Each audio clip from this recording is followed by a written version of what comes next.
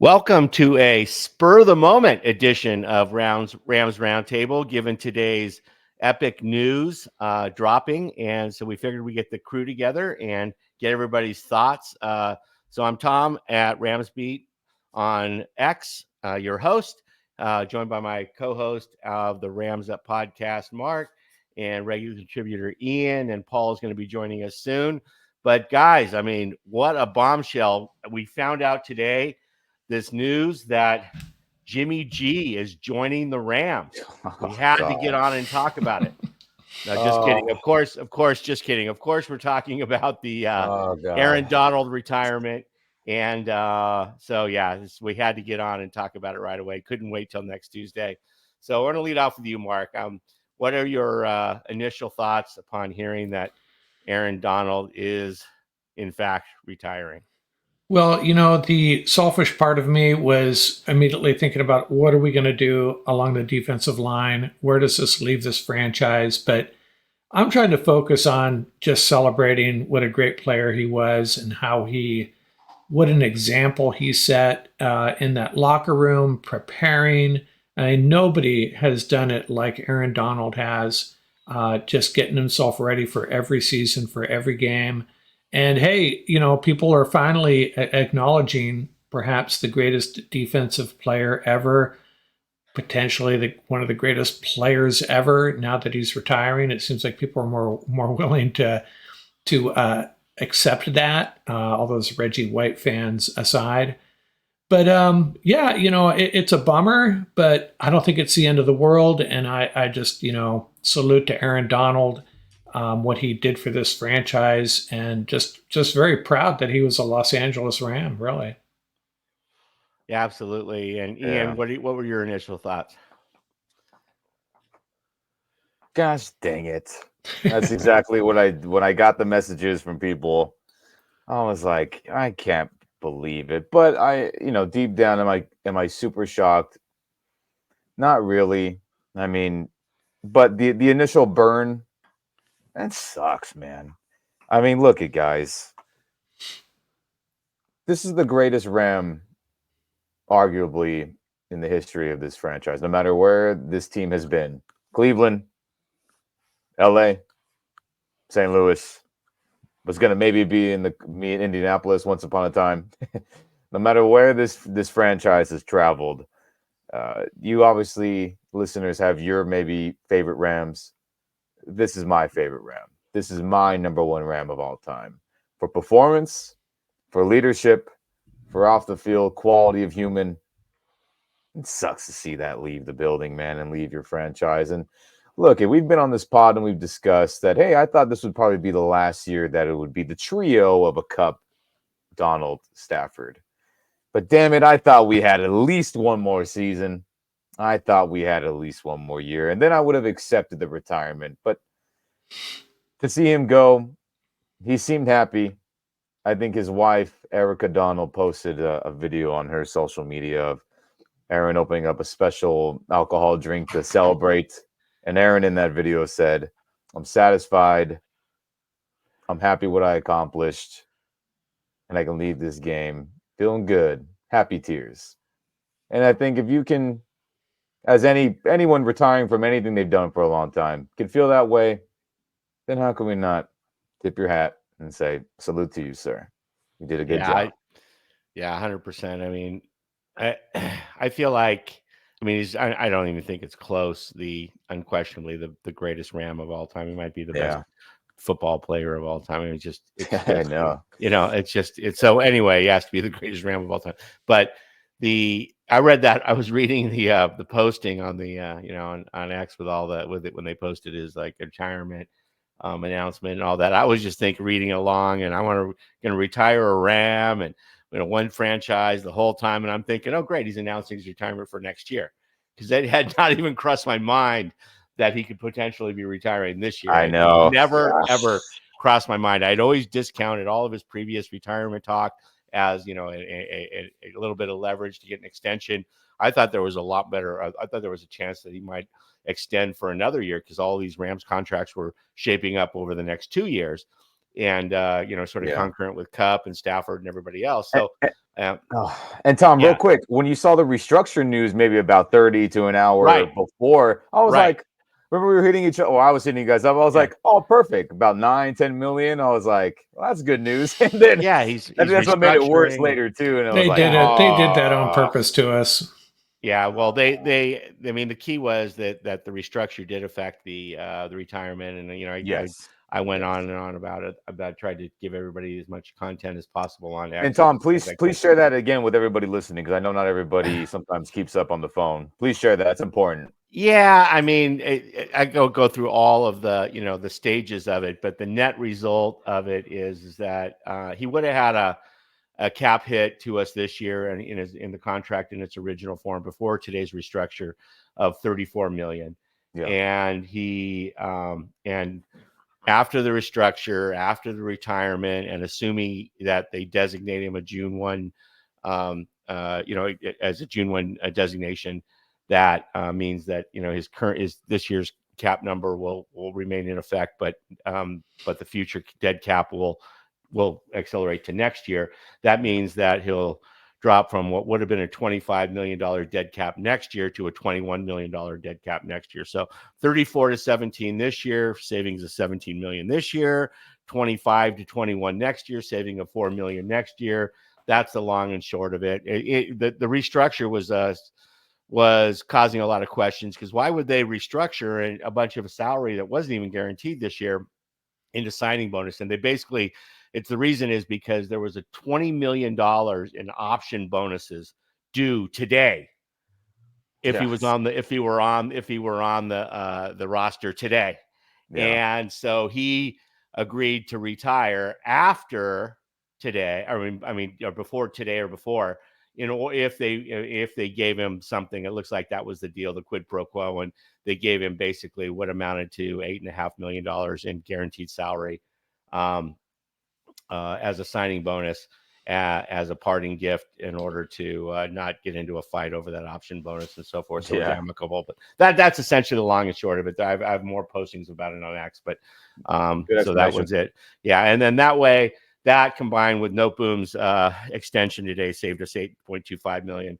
Pretty good savings, today, and so forth. So anyway, that's the financial part of it. But of course, we'd rather take a huge cap hits and have Aaron Donald on the roster rather than save cap money. We're never going to replace Aaron Donald with $17 million in additional cap space. So not going to happen. So anyway, it is what it is. As Jordan Rodriguez says, two things can be true at once. That's right. Yeah. So where do we go from here? That's the question. So, that's a huge, they didn't sign anybody on that front, that defensive line, right? I mean, noticeably nothing in the interior or on the edge, and yet. And so, obviously that becomes, we had Kobe Turner in there, right? We thought it was the Kobe and Aaron show.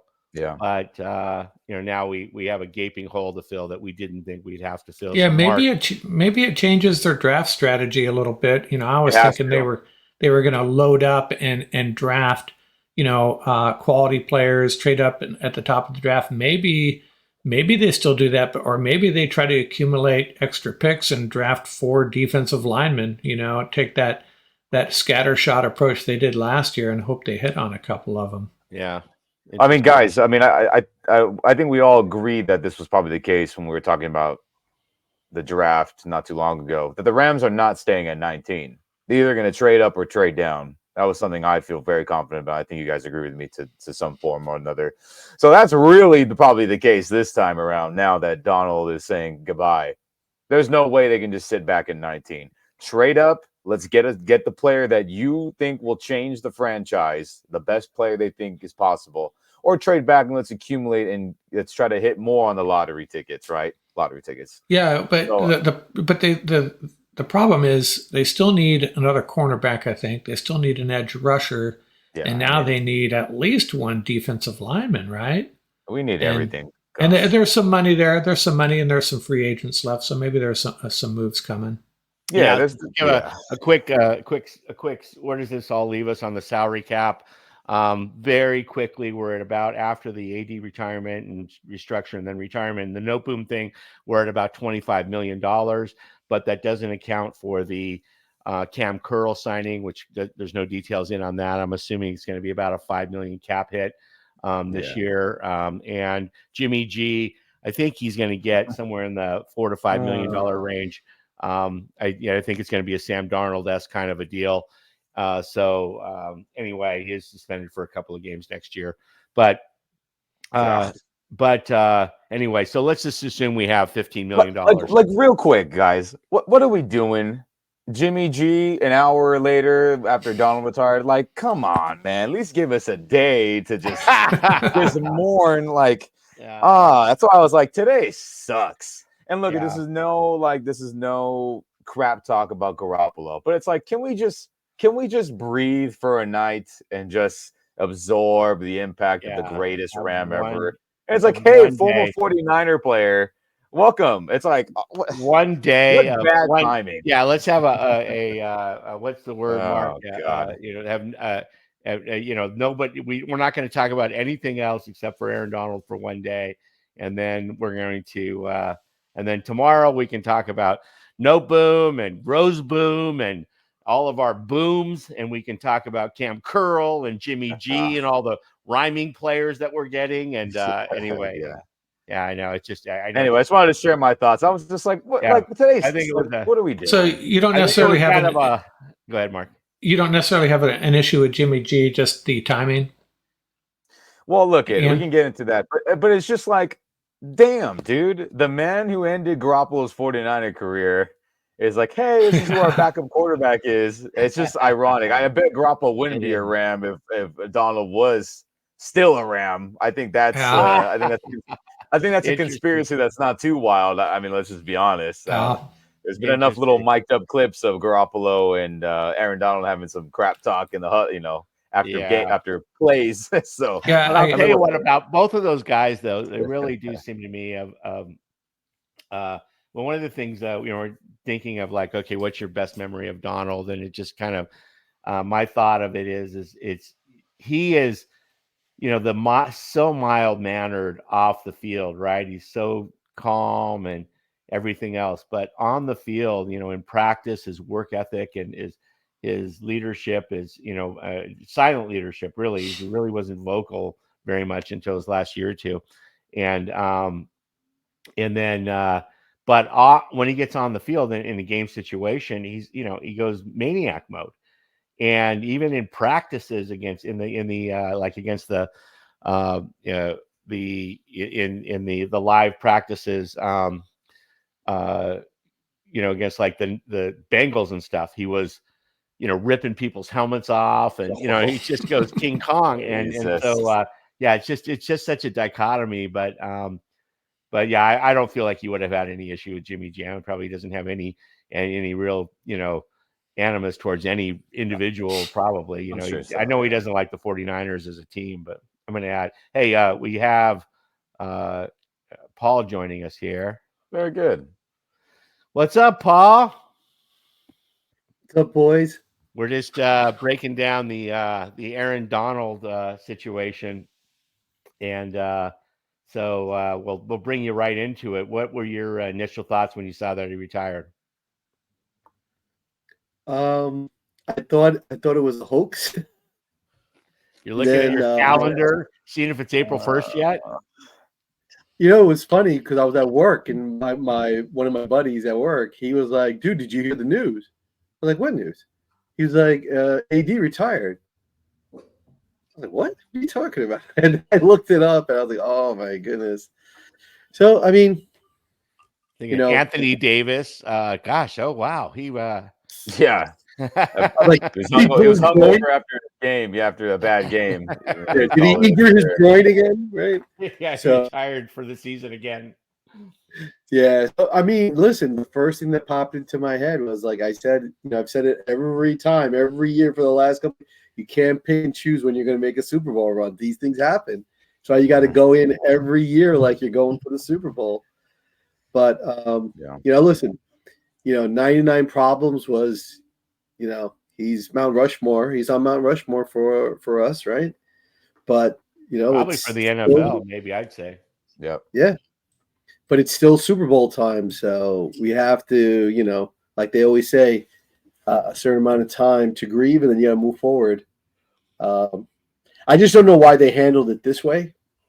If this was, the way that, if they knew that he was going to retire, why they would handle it this way, as opposed to, once again, just looks disorganized, just looks like not in tune with everything they're trying to do. In what way? What Ian was mentioning earlier that he would have liked for the other news about, Jimmy G and Cam Curl, or, Christian Roseboom, maybe Joe Noteboom, maybe for that news not to be released on the same day that the greatest of all time is Can we give it a released. day? Yeah, But yeah, give it a day to breathe, and let's celebrate this guy, and we can get it back into business even tomorrow. But what are you referring to?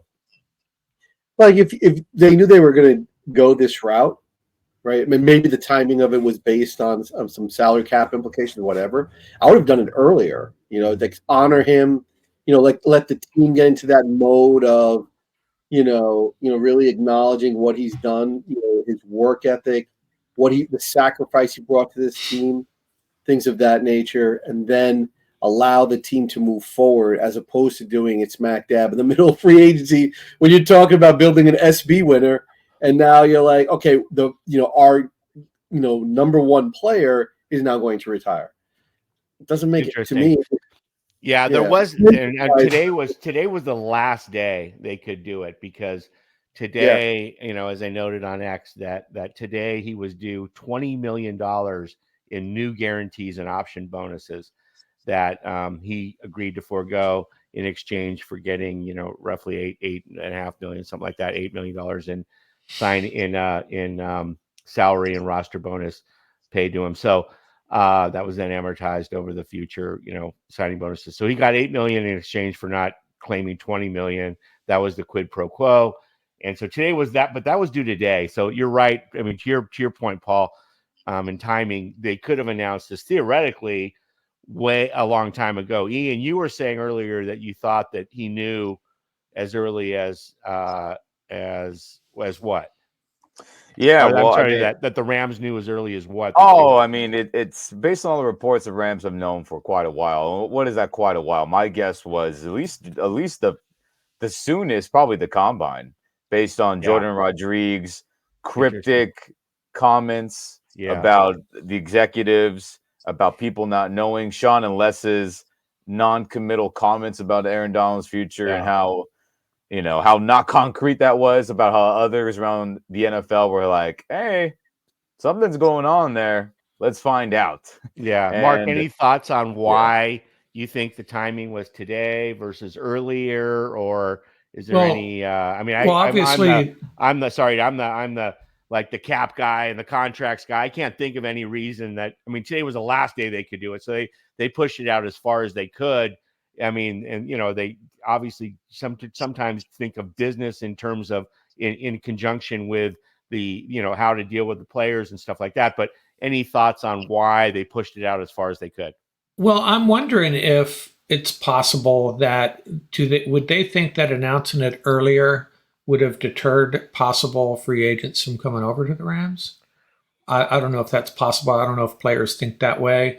I do have another reason, and this is actually, I'll share a little joke with you, a humorous aside here. This podcast that this audio is going to be shared on is episode 399. And, I've been doing this little bit where I talk about a player who's worn a uniform number 99 would be this episode. And I already recorded it. I said, I can't use it. I said, you know what? Who am I going to talk about? Claude Roten? No, I'll have to talk about Aaron Donald, but it's almost disrespectful to him. I got to dedicate an entire episode to Aaron Donald. I'm not going to talk about him for 3 minutes at the start of an episode, so we won't do it this episode. This is 399. Episode 399. Oh my There you go. goodness. So they were The fate of waiting. the football When did universe, man. we came up with that? You and I talked about that Right. idea. Was that when was that? What episode was that about? It was like I think it was actually 301 because the first one I did was Byron Young, and I think it was right before it was the 300. So what they were probably doing was waiting until Rams Up Podcast got to 399. That's what I'm thinking. I said, you know what? That makes more. Now it all makes sense. Now it all. But do you think free agents would? Do you think that would affect free agents' willingness or desire to come over to the Rams if Aaron Donald had retired? I don't know. Well, go ahead, Tom. I'm gonna share my thoughts after. Go ahead. Yeah, I mean, I'm just going to say real quick. I think that the only position I think it would affect would be the defensive line, because those guys, when they play with Aaron Donald on the defensive line or edge, they get paid. And we didn't sign any of those guys. So the opposite could be true. There was whispers around the league that this was about to happen, and guys didn't come over. That would be the bigger conspiracy theory. But anyway, go ahead, Ian. What you just said is what I think is probably the case. I think because the NFL, probably players knew it. That trickles down. I mean, executive front office coaches trickles down to agents. Agents get the whispers, and then they tell their players. I think that's why we didn't sign anybody, because I think everyone was like, Aaron Donald's not going to be there. That sounds like... So they tried to keep it on the low down, and it didn't work, and the edge rushers were like, no, thanks. I mean, guys, we didn't sign anybody. Oh. I mean, damn. There had to have been something going on. So that's my darker, sadder conspiracy of why. But it makes sense. Why haven't we signed anybody? Why did other guys that we could have afforded not come? Why did Josh Uche turn down? It's just, anyway, making me more. Paul, any conspiracy theories on the lack of interior defensive linemen and edges signing with us? Conspiracy theories? Well, I mean, any. Do you draw any conclusions with any linkage between that and the fact that Aaron Donald retired? No, not at all. I just think. I mean, I was thinking about it, like, as I'm driving home today, right? And I know he's retired. I'm like, okay, I'm in my head. I'm changing my mock drafts. I'm changing all these different things. Listen, look, it's great. Listen, he was a great player, one of the all-time great Rams, no question about it. But, I've been saying it for, 3 years now? I was like, look, enough's enough. Dude, you want to retire? Retire. Same thing for McVay. Same thing for everybody else. Listen, look, thanks a lot. We appreciate it. But, keeping people in limbo for 3 years, look how – and this is the other thing. I mean, look, I hate to be like the harsh, voice of, reality, but they threw away 2 seasons. That's the reality of it. The Rams threw away 2 seasons.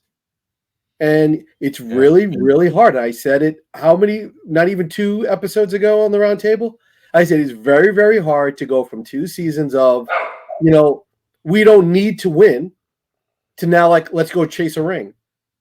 Listen, that was an embarrassing loss in Detroit. I don't think enough people are talking about that. That was an embarrassing loss in Detroit.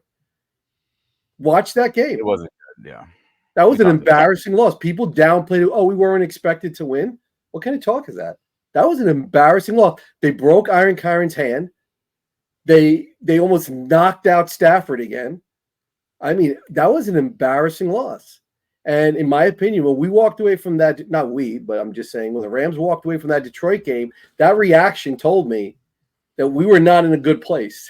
The way they walked away from that Detroit loss. They weren't angry. They weren't upset. It was almost too casual. So it's hard to go from 2 years of the mindset of, like, it's okay to lose, and now say, oh, let's go chase a ring. Now you add this onto it. I'm telling you, it's going to take a lot. One thing I will say that's sort of interesting is that what direction are the Rams going to go on defense for now that, Chris Shula is there. Are they going to go uber athletic at linebacker? Are they going to stay with that same type of tight front format? You can do a lot, they have to get sort of like commit themselves to a defensive philosophy now, because they got to start retooling, right? Because you don't have 99 there. 99, think about it. he solved 99 problems, saved a lot of problems for the Rams on D. Well, he certainly changed the dynamics of the secondary. I mean, when you can get pressure and so forth, they had the luxury of never having to sign for the last 5 years, having to sign any kind of a contract for any safety. And so we looked at all these safety contracts that were constantly being signed and traded for by these big trades by the guys, the Seahawks, and he's going all in on these safeties. And we're like, we just draft them and let them go. We just pay them $1 million. And, let me ask you this question. But now they signed Cam Curl today. I mean, just to end my point. My point is they signed Cam Curl, which is a great signing, but that was an unexpected signing from the standpoint that Rams don't sign safeties. So, so it could be the beginning of a shift in philosophy, right? And a shift of team building philosophy. Go ahead. Well, let me ask you this question. Oh yeah. To show you how much of a luxury they had with 99 problems. When they signed Ashawn Robinson to what was it, like $5-6 million a year? Yeah. We were like, that was like a huge defensive line signing. I want you to name one D lineman that they signed in the last 5 years. Apart from interior guy, Rockers, but we traded him. Yeah. Rockers was gone, right? One D lineman other than Ashawn Robinson. That was such a big. We reacted to Ashawn Robinson signing like, oh my gosh, where he was like really like not a good big too, signing in terms of contract. I want to throw one thing out there that's been on my mind here. Yeah. Is there any, and it's been was floating around X and so forth, but Mark, if the Rams make the playoffs or are making a playoff run, is there any chance he comes back? Because he's going to be in shape. Yeah, that crossed my mind. If Weddle can be on shape on the beach, right. Aaron Donald, is going to be in shape. Yeah, that crossed my mind. It did, and I suppose it's possible if you get into a playoff situation and maybe you're a little banged up. Absolutely. Yeah, that would be great. Ian, do you think he comes back? It's possible if Eric Weddle can do it. Pull Brady and do it every year for like 3 years. 2 years later, Eric Weddle was older and not as a freakazoid like Aaron Donald. It's possible, but I mean, we just got to let that thought go. We just got to do it as a fan base. Well, everybody, just let it go. We just got to accept it. If it happens, hell yeah. But definitely. I just got to let it go because we just got to absorb the situation as is, right, gentlemen? We just got to absorb it and just say, damn it, life without Aaron Donald. Because, guys, let's be honest. I'm worried. I'm worried about the football side of it. I am. Because as of today, this is obviously before the rest of this free agency time. This is obviously before the draft and before any practices, and there's a lot goes down before any game action in September. I get all that. But as of today, this team's not a Super Bowl contender. Not at all. We got to be fair. I don't think so. There's not enough consistent defensive playmakers for us to be in a championship opportunity right now. As of today, right now with Aaron Donald retiring. I love Ernest Jones. Kobe Turner had good moments. Byron Young had some good moments. Quinn Lake had some good moments. Those are young players. We got to see it to believe it. I got to see it to believe it. But we look at every team that wins the Super Bowl has multiple defensive game changers, difference makers that are consistent. We don't got that right now other than Ernest Jones.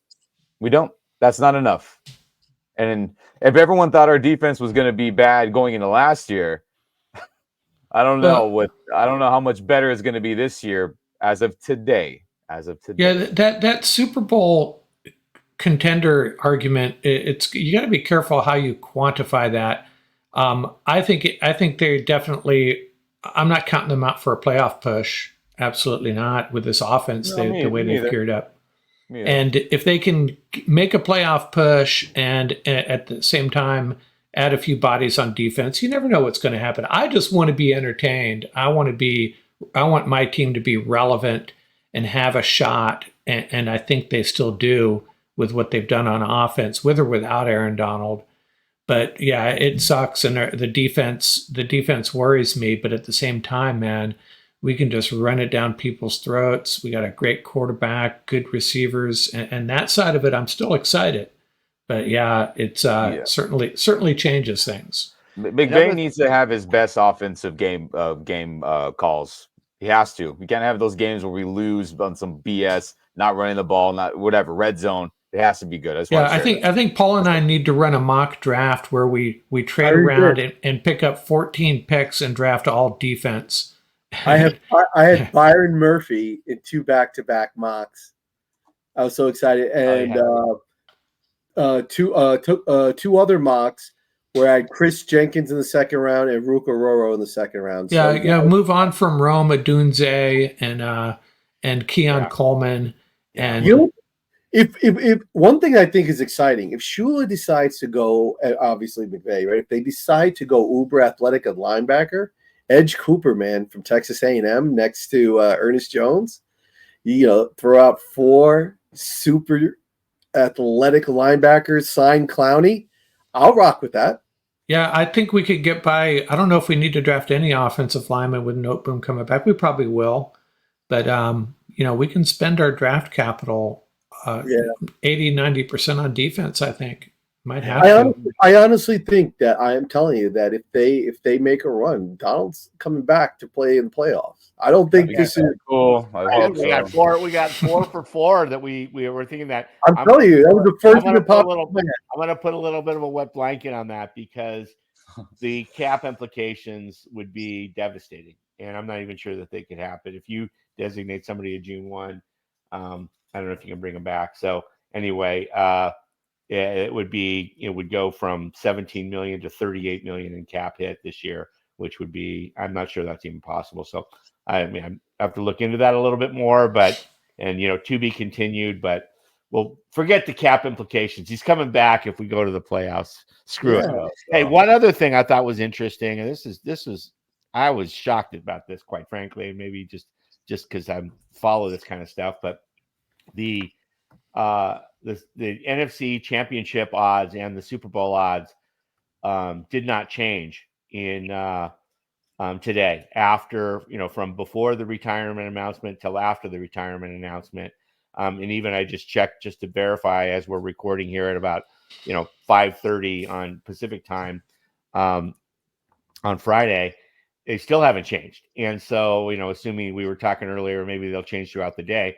Now, there's a chance there was some assumption this was going to happen. These odds makers tend to get good information, but neither of those, those haven't changed. So either it's either was baked in, or they feel like Aaron Donald's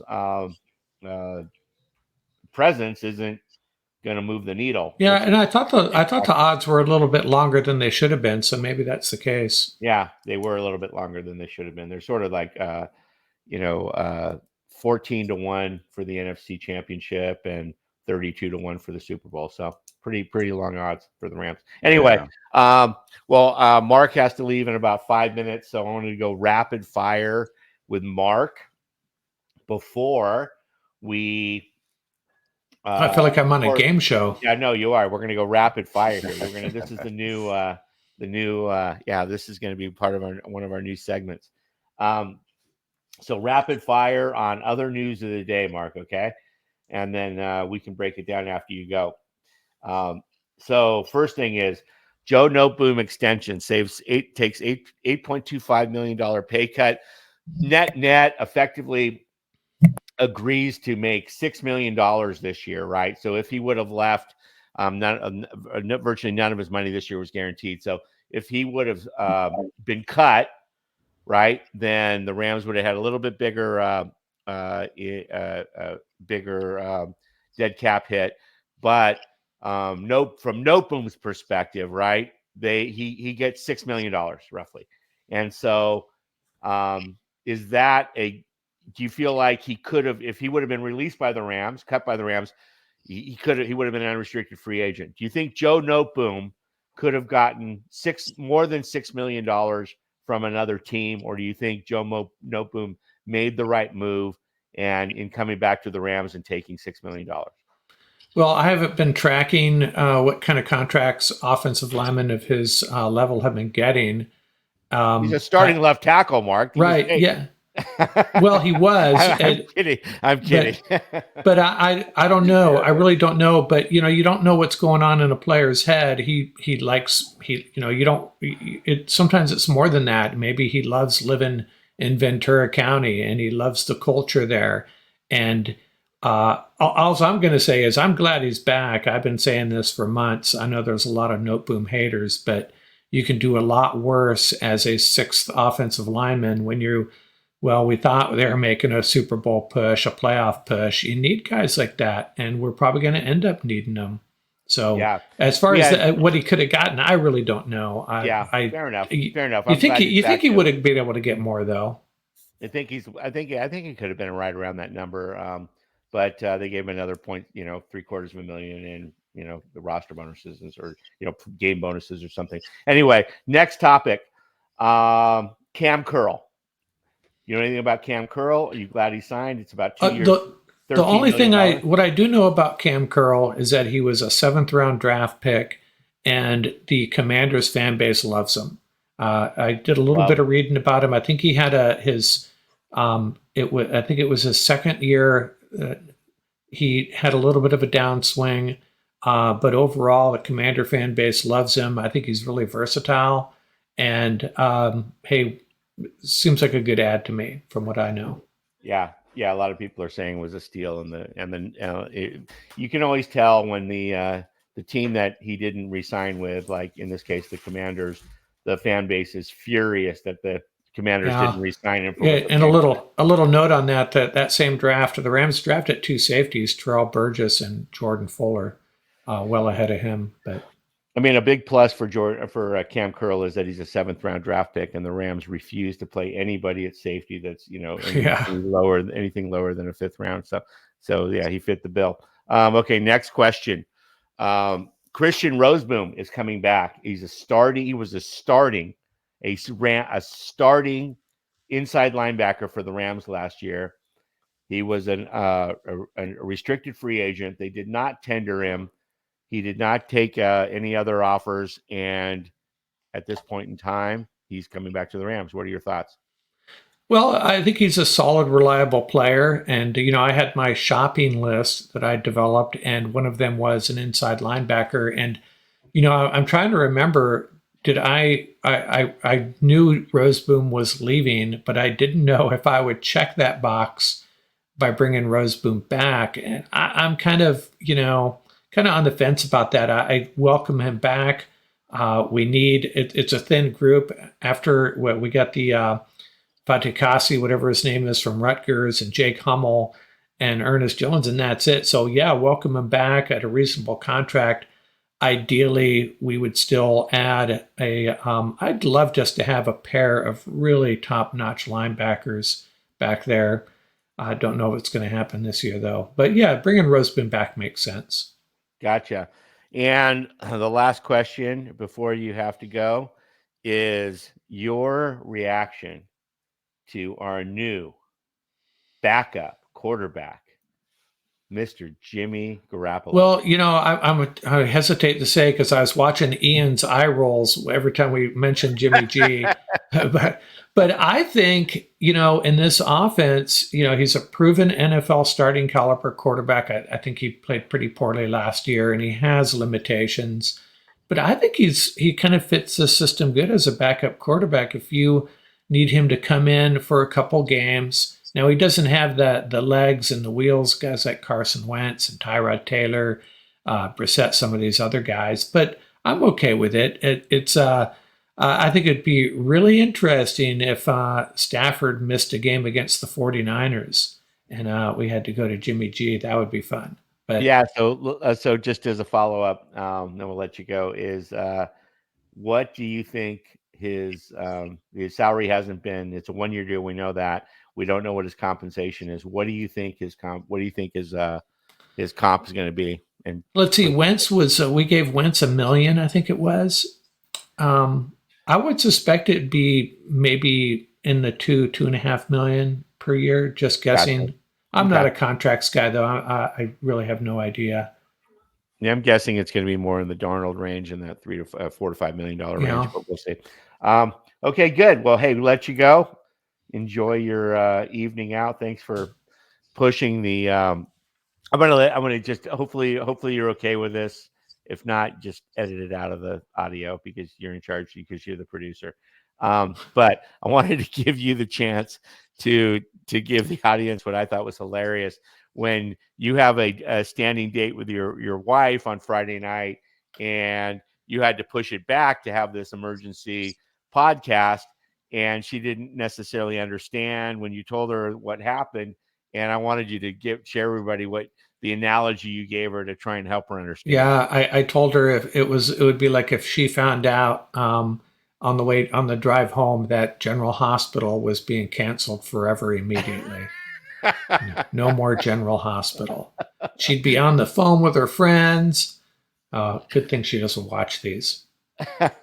Good stuff. Good stuff. Well, hey, thanks a lot, Mark, and have a great night. Well, we'll be back with you soon. Back to Ian and Paul here. Yeah, and don't give up faith, guys. Rams could still have a very good season. I'll leave it at that. The elder statement has spoken. Yeah. Okay, That's guys, out here. Okay, take care, Mark. Have a great one. So let's get into some of these other topics, guys, with you. So, Note Boom, Ian, do you feel like Note Boom could have gotten more than $6 million elsewhere, or do you feel like that was about the right number? No, I feel like that was probably the right number for a backup. And apologies if I'm lagging here. I hear thunder and lightning outside my room, so that shows you the weather that's going on out here in LA right now. But back to Note Boom. Sorry about that. I just want to share that in case audio or video gets a little weird here on my end. But I mean, look at guys. He was going to get cut, and if he did not take this pay cut, he was going to get probably lower level backup money somewhere else. Let's just be honest, and not be a Ram, not be in Los Angeles, not be in a system where he's not valued. Be somewhere else where he's going to have to earn the respect of players and coaches. He already has the respect of our coaches and the rest of the players. We know he can fill in a pinch and play good football. So I think for him to accept this, I mean, what a team guy. It's not easy having to accept millions being taken out of your paycheck, right? That's a tough spot, man. But it's the yin and yang of it. Do I leave and I'm not guaranteed anything, or do I stay here and I'm guaranteed something?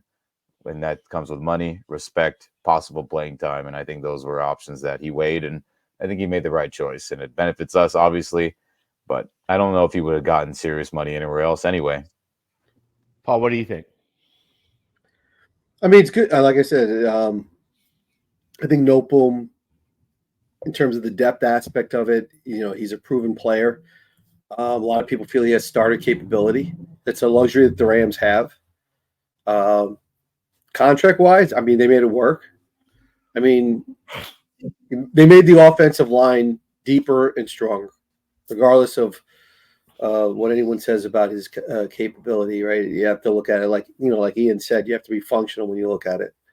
So, yeah, I'm not sort of like neutral on him, but from the standpoint of, when you think back to that Super Bowl run, he did play a pivotal role when Whitworth went out. So, yeah, I think it's underrated. I think if we would have lost Note Boom, there would have been a lot of talk. I mean, aside from the Aaron Donald being the same day as Aaron Donald, I think we would have. There would have been a lot of talk that, wow, we don't have any depth on our offensive line. And but I view it from his perspective, because the Rams were going to cut him, and they're trying to figure out what his market value is, and that's what they would give him, right? Oh, wait, you know what? You guys go figure out what your market value is, and we'll match it, and you can stay here or leave. And so from his perspective, he's like, okay, let's say I was worth $6 million. I can go somewhere else. Maybe I can get a starting gig as a guard or something like that, or a right tackle, or who knows? I mean, the guy's so versatile. He could probably start almost any position except center. And so he's thinking about that. And if he's a perfect candidate, if you think about it, for like one of these salvage years where he goes and tries to get a reclamation year where he starts and proves himself, kind of a Kevin Dotson kind of a guy or something like that, and then gets a big bag when he just kills it. And so, he's not going to get that with the Rams because he's not going to start, right? He knows that. He knows he's not a starting offensive lineman for the Rams. And so I'm putting myself in his head and I'm thinking, you know what? I can stay with the Rams. I know I'm the first guy in, and I know I have a really solid offensive line around me. So he's probably betting on the statistics. He's not hoping for, and nobody hopes for injuries, but statistics show that it's extremely rare that your entire offensive line stays healthy for the entire year. Somebody's going to go down, statistically speaking, right? It's very rare. Like our Super Bowl year, we were very lucky that nobody was permanently out for the entire year. So he thinks he's probably statistically going to get a shot, even if Avila goes down as a center, he's going to move to guard, and we're going to put somebody else in there. So and Noteboom will Noteboom's going to get a shot no matter what if somebody goes down. So I think that's what he's thinking, and then he'll kill it aside from all around all these other great players and get a bag next year. So he's probably betting on himself. I just put myself in these guys' shoes, and I think they always bet on themselves. Anyway, that was my take. Think about Roger Saffold. Didn't he go through this whole same scenario? Remember that? Yeah, very similar. Yeah, for three seasons before finally he got that huge deal. Yeah, so he gets a chance in a deal. So let's talk about Cam Curl. So Cam Curl. So the first, as we mentioned earlier, the first safety to get any kind of a contract from the Rams, be over, $3, $4, $5 million a year. And so, Ian, what are your thoughts on Cam Curl? Paul, go to you. Ian's so frozen a little bit. I mean, I love the signing. I love Cam Curl. I think it was interesting when we were playing around with free agents. We automatically, I think all of us said, all right, the safety market is just not for us because that's not what they do. We thought right, for sure. That's what they do, yeah. Nick Scott's coming back. Nick Scott's going to be the signing. Right. Cam Curl, SEC kid, Razorbacks. So many people feel he is probably one of the most physical safeties in the league. So right off the bat, puts him in my positive house. I love that. Can definitely play deep center if he has to. But Mark and I were talking about this at the last mock draft. Is that is interesting is that I said if they got more athletic at safety, the type of things that they could do now that with Blake being there and having almost that double star scenario. They can run that split half field coverage that they like so much, that cover 6. Think about it. Now, you can do that with this kid. This kid plays the run. He can play in the box. He can do all sorts of different things. He's athletic. He can make plays deep middle. So he gives them a lot of versatility. I think that combination of Curl and Lake, I mean, think about it. I know that the Rams were talking about that 3 safety look because they did it last year and it worked out really well. Remember when they lost confidence in Kendrick and they were forced to go? Really. It was out of necessity on lack of confidence in the cornerback room. But they stumbled into this like, oh, holy cow! Look at the way Lake is playing the star, right? So I think that might be bringing back maybe Nick Scott on a really really cheap deal might even make sense as well. But I think that's this is just part of it. I mean, look, he's a young guy. I was thinking about Xavier McKinney before he got that huge deal because that was one of my favorites in terms of free agents was McKinney. So, but this is a great sign. I don't understand what Washington was thinking about letting this kid go, unless there's something I'm missing.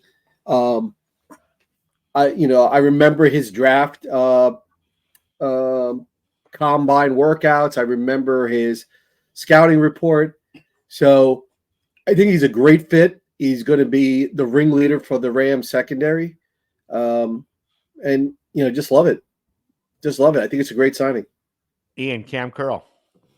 Yes, and shout out to Thunder and Lightning, kind of calming down over here in the east side of Los Angeles. Man, it is pouring out here crazy. Sorry for the technical issues.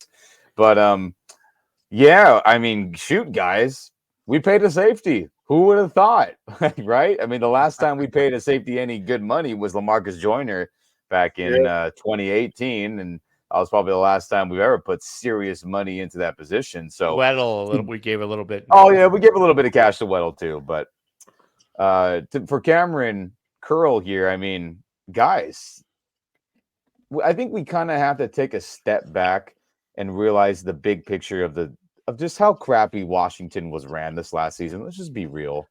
Everyone didn't play up to par.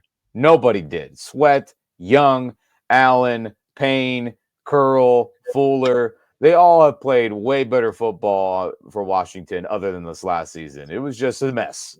Okay. So we take that into perspective that all their best players did not play as well because of the dysfunction. We rewind to 2 seasons ago. Cameron Curl was a top 5 safety. I don't even think that's a question. His film was excellent. His PFF grades, if you pay attention to those things outside of film, which film is number 1, don't forget.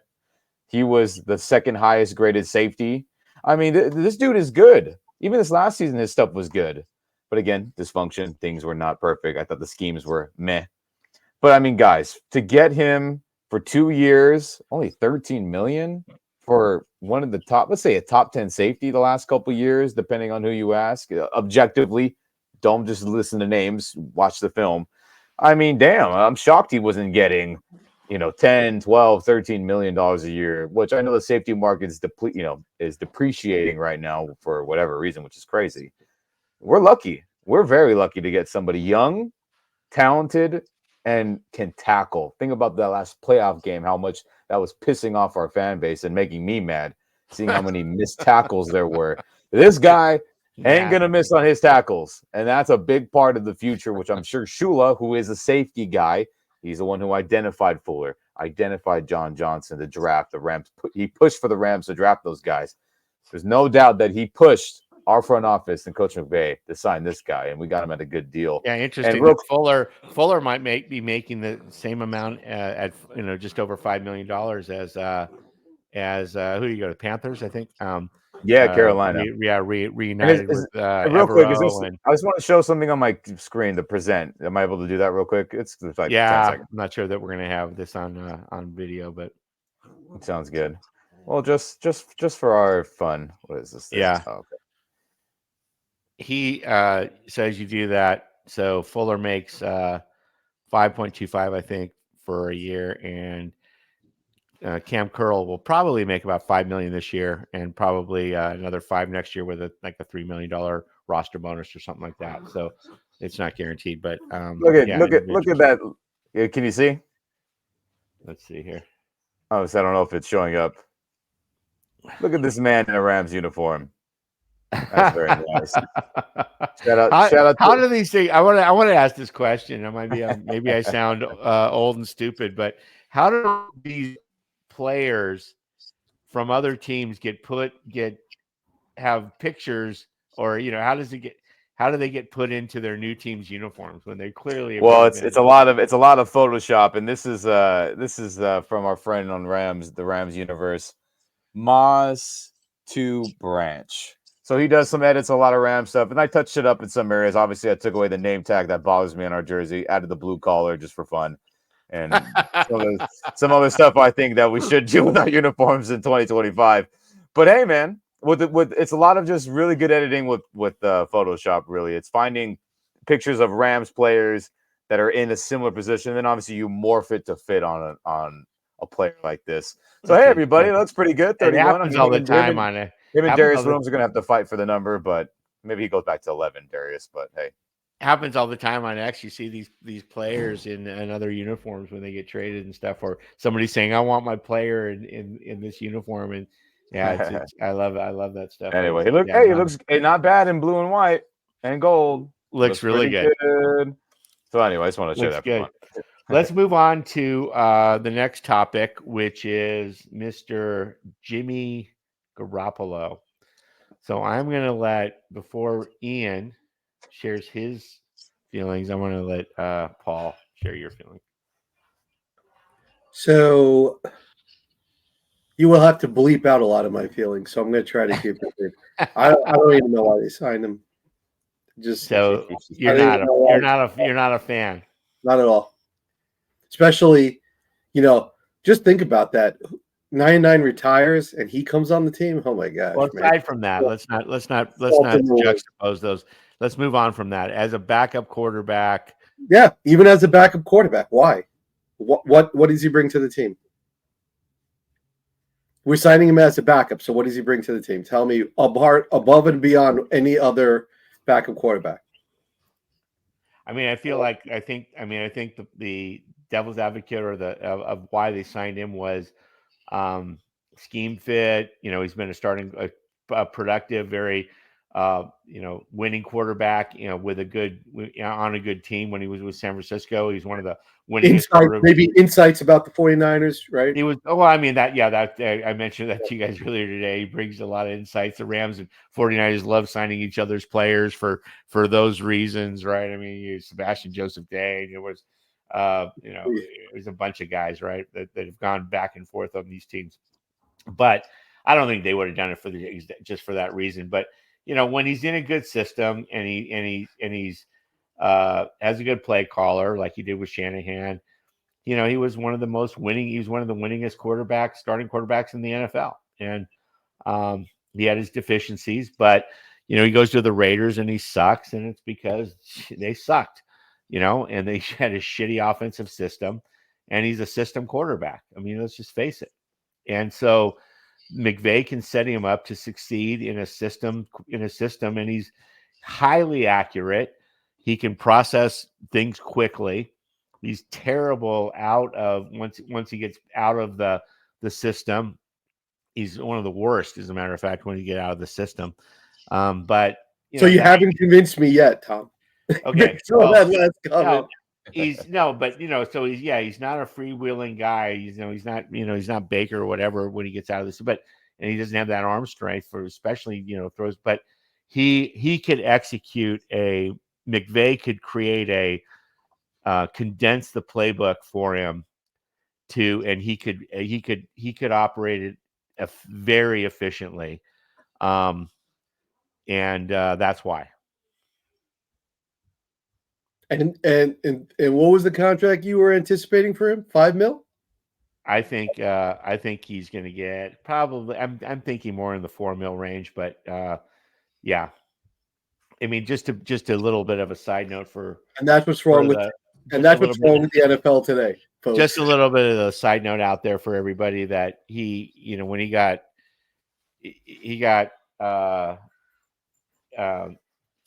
caught using something that was a banned substance or something as a 2-game suspension in 2024, and that voided because of that automatically voids any guarantees on your 2024 contract. So he lost $12 million guaranteed or thereabouts from the Raiders. That probably would have been. He probably would have had an offset contract like Russell Wilson, where he could have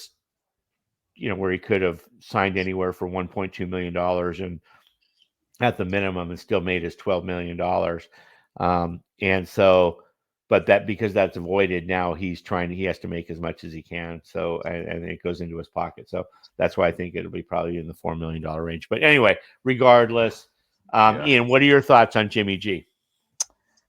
Like you weren't here yet, Paul, but I said, what are we doing announcing this on the same day, an hour later, less than an hour later than Aaron Donald calling it quits and we all are in our fields? Like, damn it, Rams. Let's just cool it on that. So I shared my thoughts earlier on that, or what I just told you.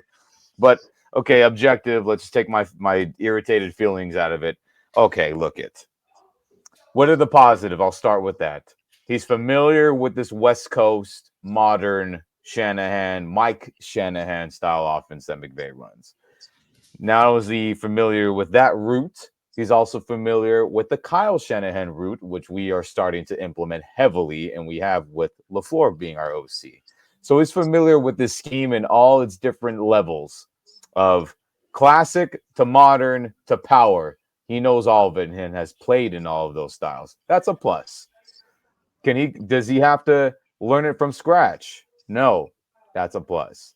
Will he be able to play tomorrow if he really had to He probably could, and it wouldn't be terrible. It wouldn't be bad. Now, what are the minuses? The money better be significantly cheap. I'm sorry. The only way this signing is okay to me is if Carson Wentz was demanding a lot of money. It's the only way.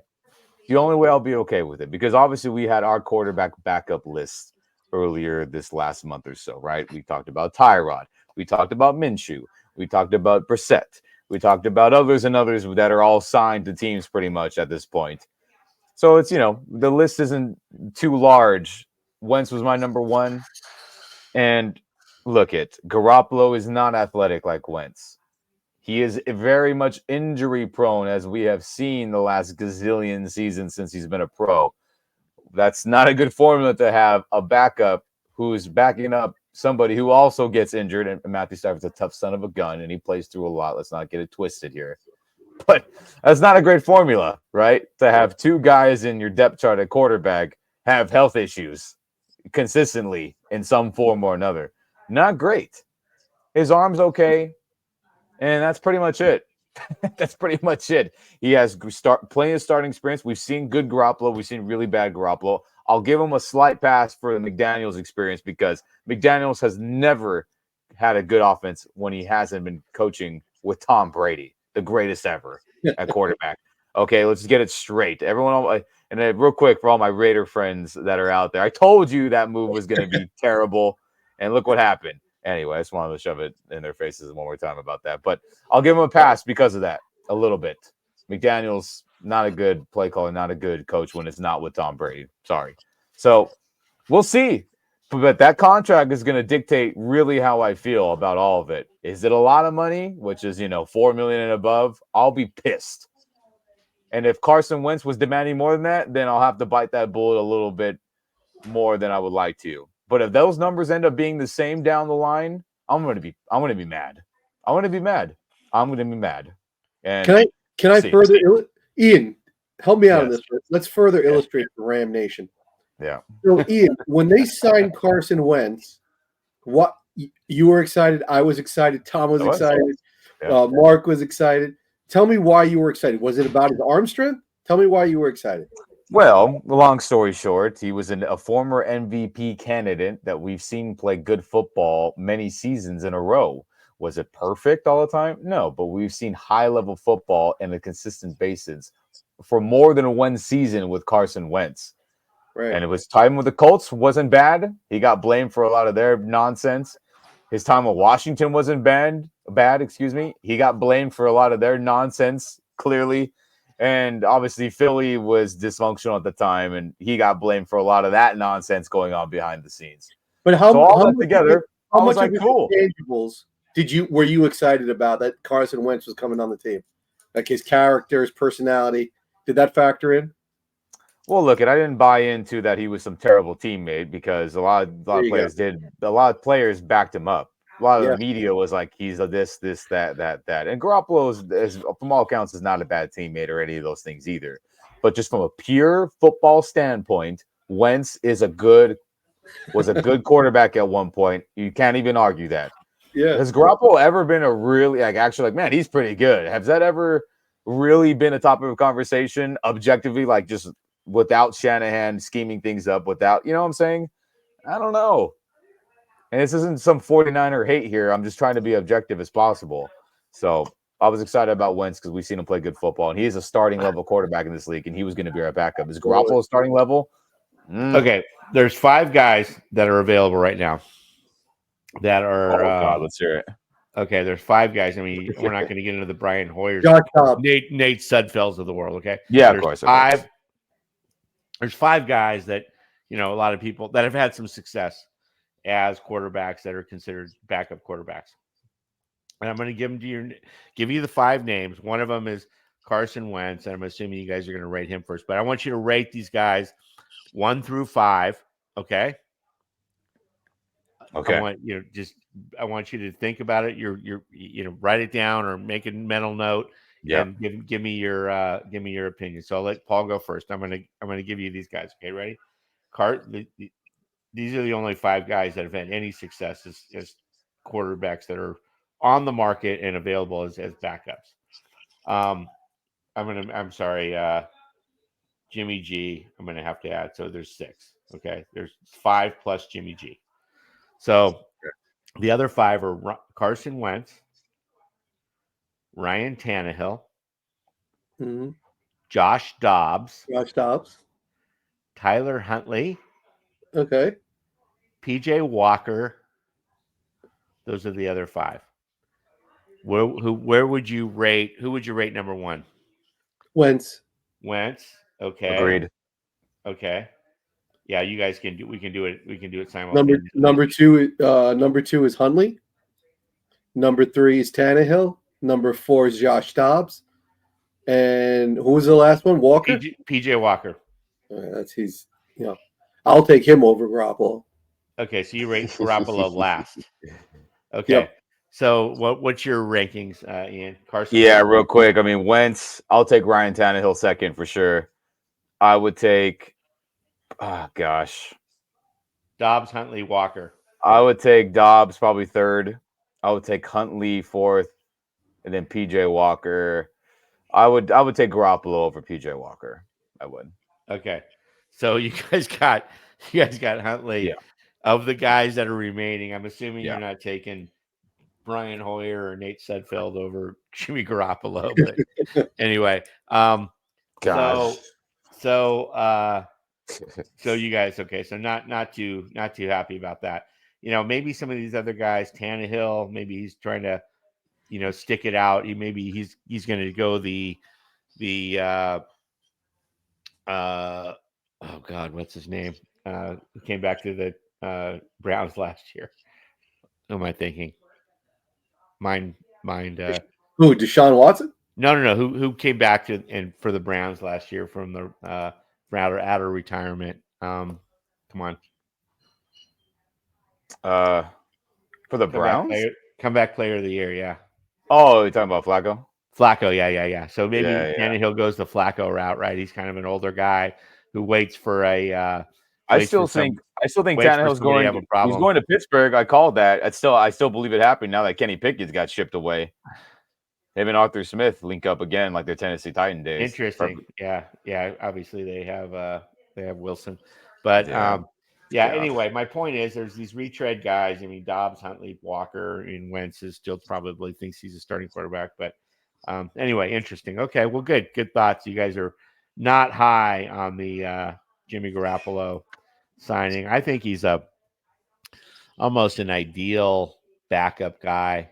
Been a very effective starter, winning starter in this scheme, and can do it. Now, as a long-term guy, to bring something new to the table to get you over the hump or something like if let's face it, if Stafford goes down, it doesn't matter who the fuck's back there.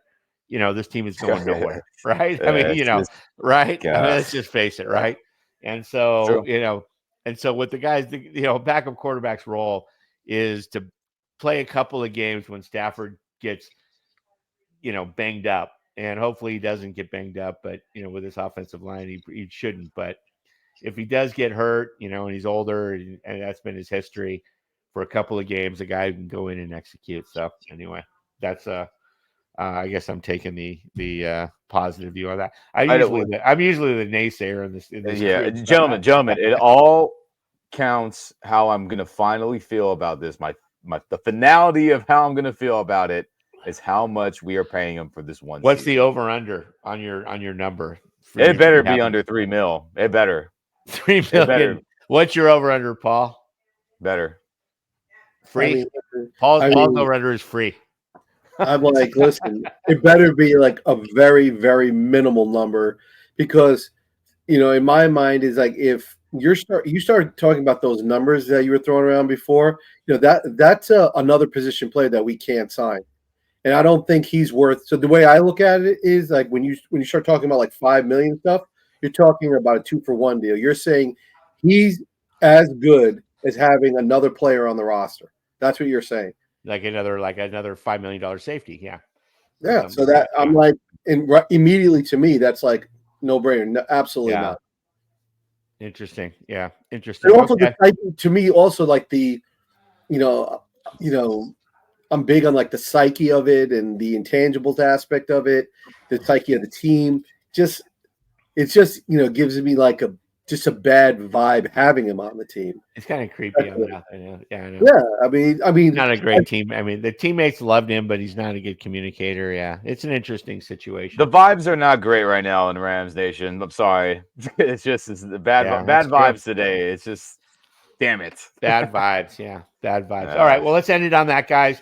Been going over an hour here on an emergency roundtable. That's quite a bit of time. Yeah. So good Real stuff. quick, Tom. Real quick, Yeah, Tom. go ahead. I Yeah, just go want to ahead. share my favorite Yeah. moment of Aaron Donald.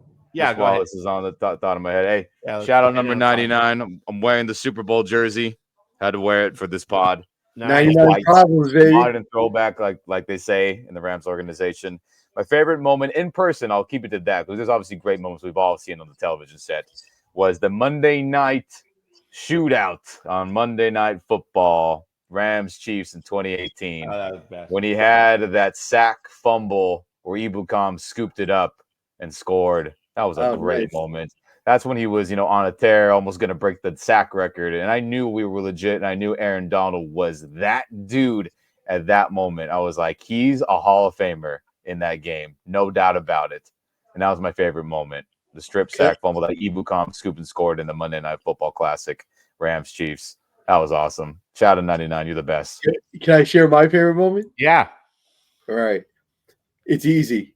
When we were in the Super Bowl, when they started surrounding him on the sideline after that late hit, right? And the Rams looked flat, and in my head I said, now it's over. Now it's done.